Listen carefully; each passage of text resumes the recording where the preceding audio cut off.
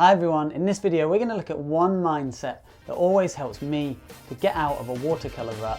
Let's have a look.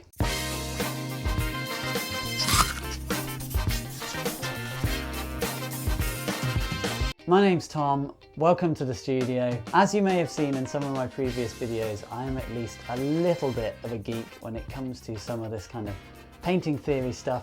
But actually the thing I want to talk about in this video, alongside a couple of actual painting segments, is probably the one thing that keeps me kind of motivated and inspired with watercolour more than anything else. It's the thing that helps me to kind of push through when I feel stuck or I even feel like giving up. And this is getting back to simply enjoying the medium of watercolour itself, enjoying the way that the paint flows together, the way it looks on the page, the way it feels in the brush, the way it moves, and the way it can bring a subject to life with so much vibrancy and energy and immediacy. A great quote from Hazel Soane's Essence of Watercolour book: "The attraction of watercolour is in its appearance more than its content, so always put the look of the medium before the accurate rendition of the subject."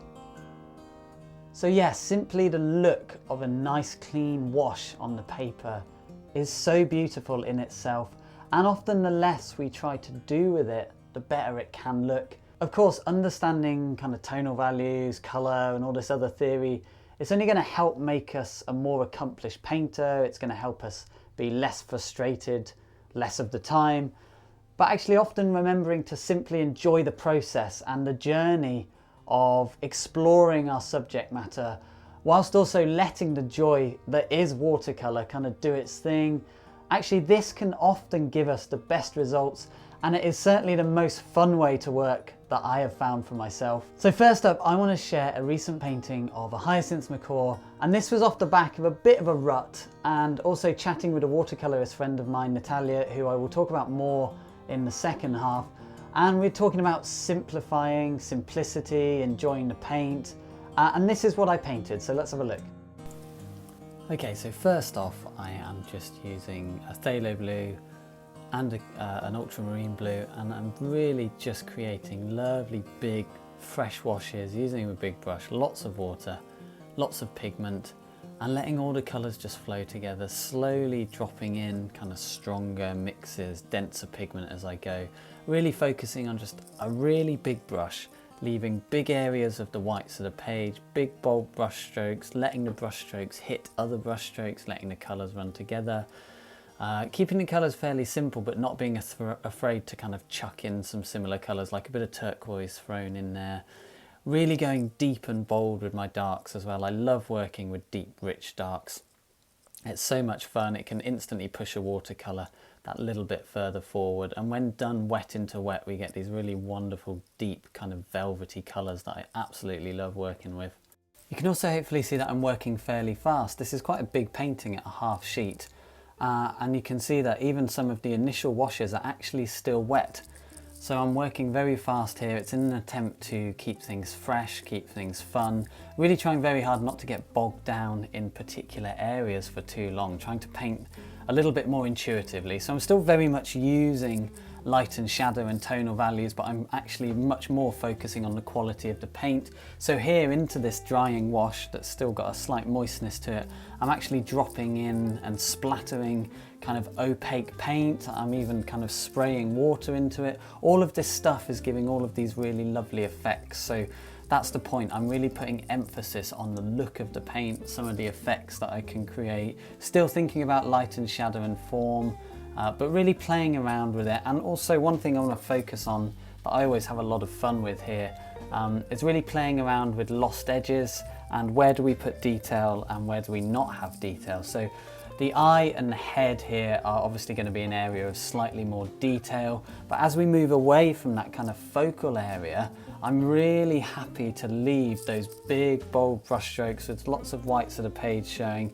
It's almost got a kind of abstract feeling to it, and it's that play of slightly more defined and refined areas versus the bigger bold brush strokes that I really love. Something I find really helps with this is that to kind of bring the focal point up to a finish, or at least a fairly decent finish, And then we realised that a lot of these more abstract areas are perfectly fine exactly as they are. That's one way I keep having a lot of fun with this.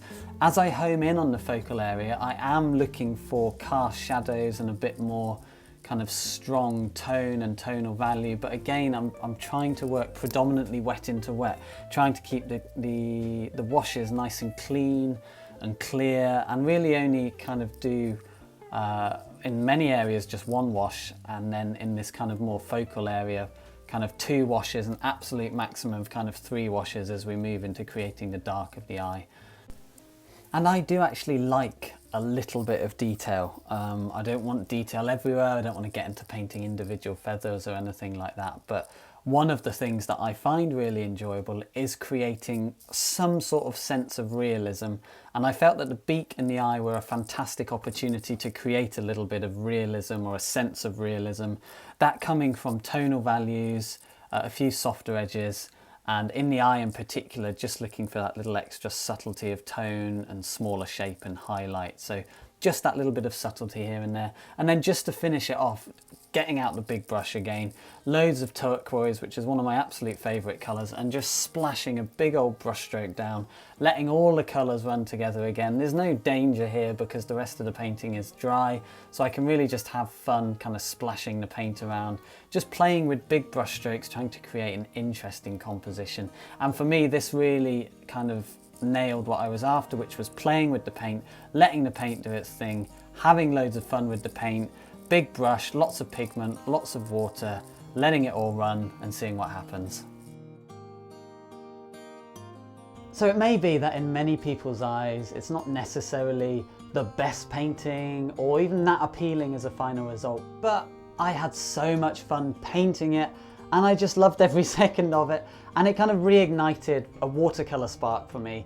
It's actually one of my favourite watercolours that I've ever painted because it holds so much personally within it, and it represents so much to me on a personal level. So I'm going to share another painting with you in a moment.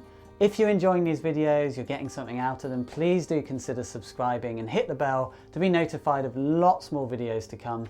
I wanted to mention a wonderful watercolour buddy of mine, Natalia Valverde. She creates beautiful, expressive watercolours. I'll put a link in the description to Natalia's work, some of which you can see now. But we are often batting messages back and forth, kind of geeking out about various aspects of watercolour. In particular, sharing the ups and downs and often the struggles and the frustrations of watercolour, which are very real. But we also share a common kind of watercolour ethos, as well as both recently trying to get back to really enjoying the paint. And we're also intrigued by kind of really trying to simplify the subject down and to let the medium do the talking, which is easier said than done, but it's always a good mindset to go in with. Just to give you 2 more quotes that we both love, one from Hazel Soanes again: "There is no need to tell the viewer everything," and aptly simple quote from Joseph Zbukvic: "Indicate, don't state." So in this next segment, we're going to look at another bird painting. This came shortly after the macaw, but with kind of the same mindset of enjoying the paint, plus trying to simplify things, and also really enjoying actually making the brush marks and the brush strokes themselves. You can hop over to Patreon to see much more in-depth versions and various different formats of both of these paintings in this video. Plus there's a whole load of other exclusive content, links in the descriptions. Let's have a look. So in this one I really wanted to use the brush and the whites of the page to give a really interesting, hopefully kind of loose and expressive feel. So again, a little bit tighter around the face, but still using very simple brush strokes, even trying to denote the markings, but in a very simple way, creating a wet wash and then dropping slightly darker colours into the shadow side as it dries. But you can see I'm using kind of a mop brush, but using it on the side, almost creating kind of square brush strokes. The markings on the back done very, very quickly, almost like I'm kind of writing my signature, kind of signature style marks. And then as time goes on, just dropping in darker and darker colours, but placing them in with a brush stroke rather than overly working them into the paint. Again, lots of whites of the page to give the light side, to add more interest. Not really wanting to over fuss anywhere too much.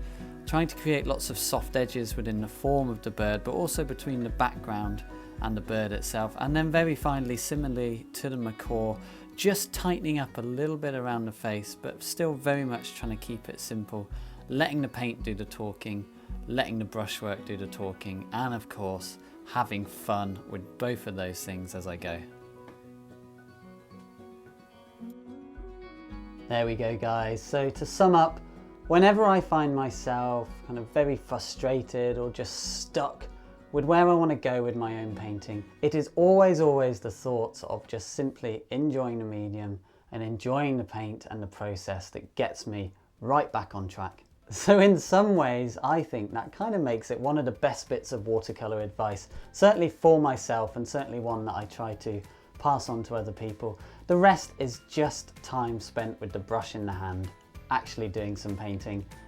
Thank you for watching. I hope you enjoyed this video and hopefully you found it useful or inspiring. Please do consider subscribing if so. Links to all the different places you can find me are in the description below. Until next time, happy living, happy painting and creating, and I will catch you soon.